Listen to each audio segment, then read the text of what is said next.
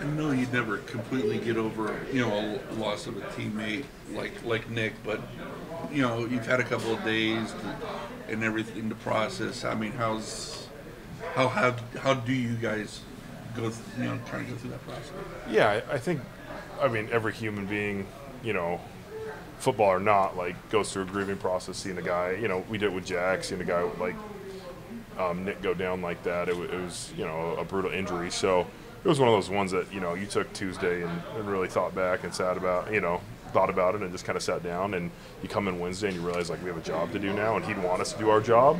So it was big of us to really try and obviously we're doing this stuff for Nick. We know he'd want us to go out there and work and practice and do all those things. So it's really easy to turn that page in that sense. But he's always in the back of your mind because the type of person he is.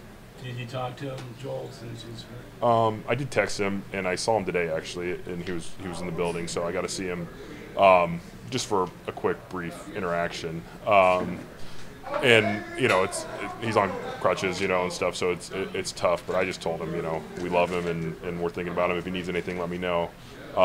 It's really all you can do in those situations because it's obviously a long process for him. Joe, how close can the running game look to what it should be even without 24? Yeah, you can't replace 24, but I have a lot of faith in Ford and Pierre, and we brought Kareem back. Deshaun does a lot of running as well. So there's some aspects that we can add into it and do things. And he's a great player, but I think you saw Ford, the explosiveness that he has. You see Kareem, he seems like he's come back in great shape and he's ready to run and work. So I think we have pieces that we can try and put together a puzzle that can look similar to what we did with Nick. Does it feel like there's just more pressure and responsibility on everybody else now without Nick, right? The coaches, like the play calls probably have to be better. You guys, he's not going to save the offensive line if you miss a block, things like that. Yeah, I mean, everybody needs to step up,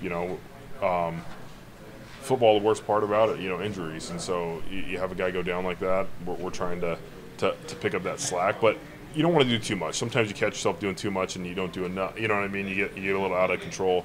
So for us, a lot of it's doing your job to your best ability, and we have the right guys back there that can make the plays for us. Joel, Deshaun was saying that one of the problems so far has been just kind of not being on the same page with everybody, coaches, line, receivers, etc.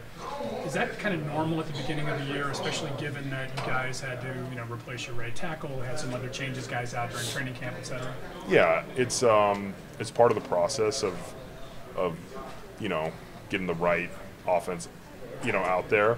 You lose a guy like Jack, who's very good at communicating, really understands his job. You bring a rookie in who's fighting his butt off and doing everything he can and learning the playbook. But Jack brings 8 years of experience, to the position. So that's one guy. And then you see Nick go down, and I think last game there was just a little bit of we panicked a little bit. You throw a pick early, and you press on the gate. At one point, I'm looking at the clock. I'm like, we're winning this game, and it feels like we're not. You know what I mean? And so there was just a little bit of panic, and I think we learned from that. I think everybody comes in and takes a deep breath and realizes, like, hey, our defense is playing really well right now. Like, gives us a chance on offense to figure out what we need to figure out and do what we need to do.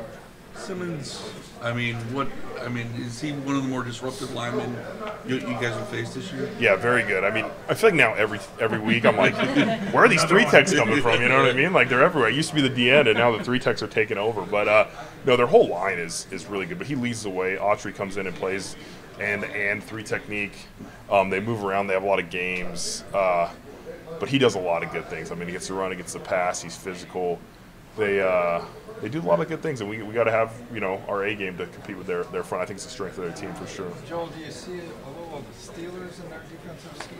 Yeah. The first 3 weeks for us, base defense has been semi-similar. A lot of them run the 3 down with 2 outside linebackers.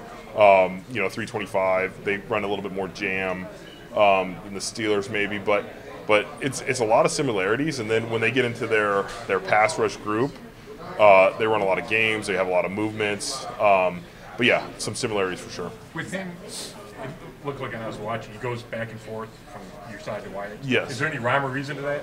No, I think they want him to play the 3 technique in base. You know what I mean? So sometimes he has to flip sides. But in sub, I think they move around. I think that's one of their positive things too, is they're so versatile. Like I said, Autry can play inside or out. He can play. Even last game he was like standing up on the center a couple times. He can stand up over the guard. He's gone out to the edge in like 4-minute situations. He's played the big end. So they just have so much versatility. They can kind of move guys around, and it helps them so you can't really key on one guy. We got to see how fast Jerome was on that long run against Monday night. Yeah. Is that something that you've seen in practice over the last couple of years? I knew he was fast, but I hadn't ever seen him like break away like that in a game situation. So he was moving.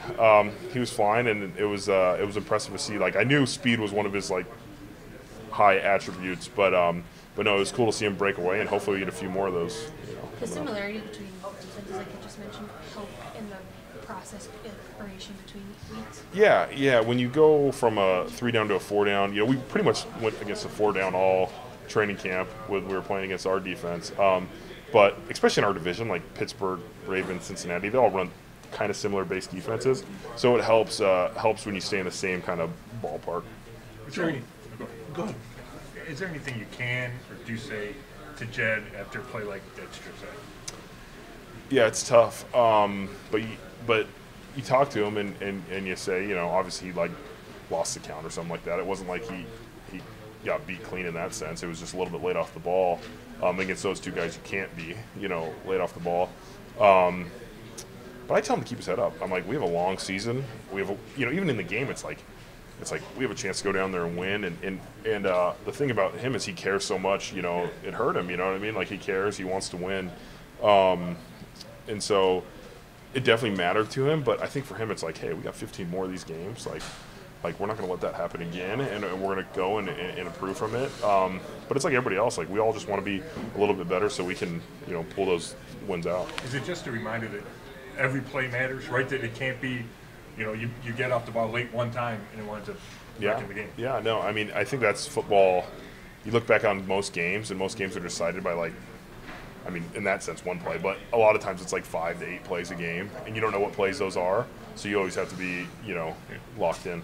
To help it, kind of off of that it's a shortish week. Kind of like last year when you guys, similar situation coming off a week 2 loss.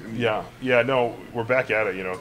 We had one less day to think about it, so we're back in here working. It's already Thursday, and I think the guys have a good mindset this week, though. We understood what happened, but we're going to learn from that, and we're moving on to Tennessee, and we know we have a big challenge for them. If you think about it too much, you're going to let it turn into more than one loss.